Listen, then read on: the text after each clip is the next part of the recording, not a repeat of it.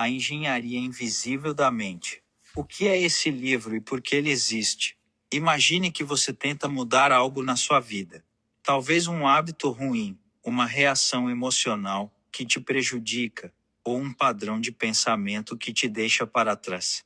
Você se esforça, se cobra, lê livros de motivação e nada muda de verdade.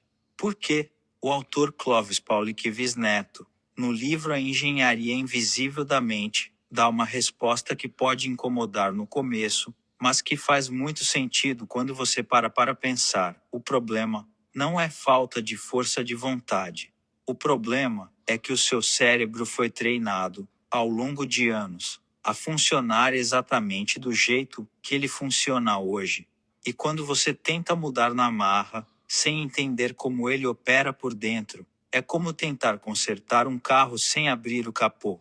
Você pode empurrar, gritar, querer muito, mas o motor continua do mesmo jeito. Esse livro nasceu para mudar essa abordagem.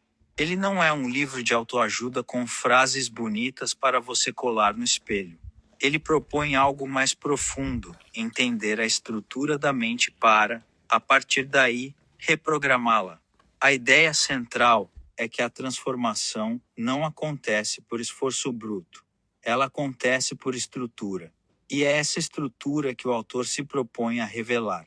O que o livro propõe? Os 4 pilares. A obra se organiza em torno de 4 grandes temas que se conectam entre si.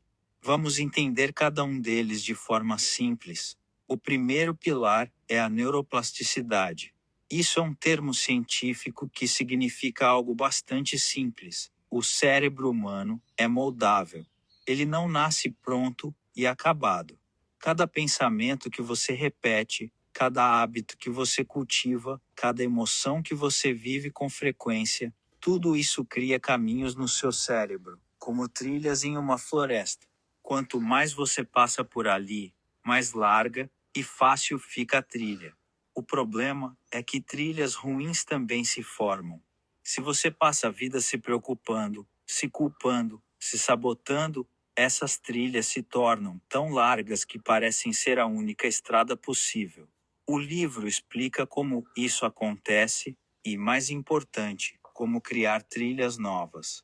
O segundo pilar é a psicologia comportamental. Aqui o autor mostra como os pensamentos não ficam presos na cabeça. Eles descem para o corpo, se transformam em emoções, e essas emoções levam a decisões concretas. Você pensa algo, sente algo, e então faz algo.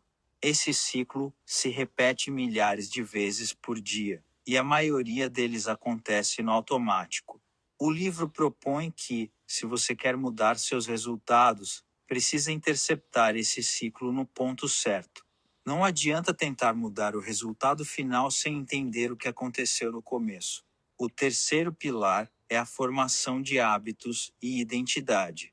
Muita gente quer mudar um hábito, mas pouca gente entende que hábitos não são comportamentos isolados. Eles são expressões de quem você acredita ser. Se você se vê como uma pessoa preguiçosa, por exemplo, todos os seus hábitos vão confirmar essa crença. O autor propõe que a mudança verdadeira não começa com ações, mas com a identidade. Você precisa, primeiro, enxergar a si mesmo de outra forma. E para isso, ele apresenta 3 ferramentas práticas: atenção, linguagem e repetição.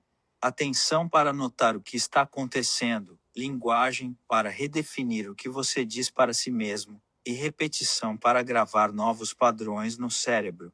O quarto pilar é o mais surpreendente e também o mais controverso: a convergência com as escrituras sagradas. O autor afirma que a Bíblia, em seus textos originais em hebraico e grego, já descrevia os mecanismos que a neurociência moderna está descobrindo agora. Ele não diz que a ciência está errada. Pelo contrário, ele diz que a ciência está confirmando algo que já estava escrito há milhares de anos. Para alguns leitores, essa conexão é inspiradora. Para outros, pode parecer um forçamento de barra. O que importa é que o autor usa essa ponte para mostrar que a transformação da mente não é uma descoberta recente da modernidade, mas um conhecimento antigo que agora ganha respaldo científico. O que o livro faz de diferente? A grande proposta do livro é unir coisas que normalmente andam separadas. A neurociência fica nos laboratórios, a psicologia fica nos consultórios. A espiritualidade fica nas igrejas, e o desenvolvimento pessoal fica nos best-sellers de aeroporto.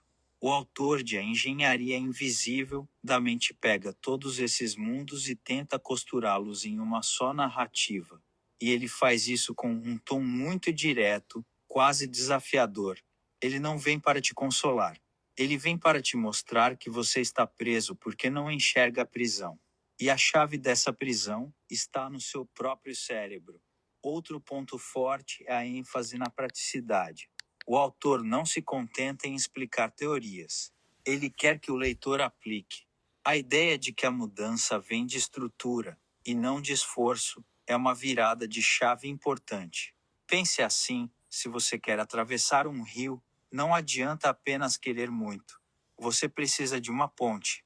O livro se propõe a ser essa ponte. O que funciona bem e o que merece atenção. Vamos ser justos. O livro tem pontos muito fortes. A mensagem de que a força de vontade sozinha não resolve é libertadora para quem se culpa por não conseguir mudar. A explicação sobre neuroplasticidade é acessível e ajuda o leitor comum a entender que o cérebro não é uma máquina fixa, mas um organismo vivo e adaptável.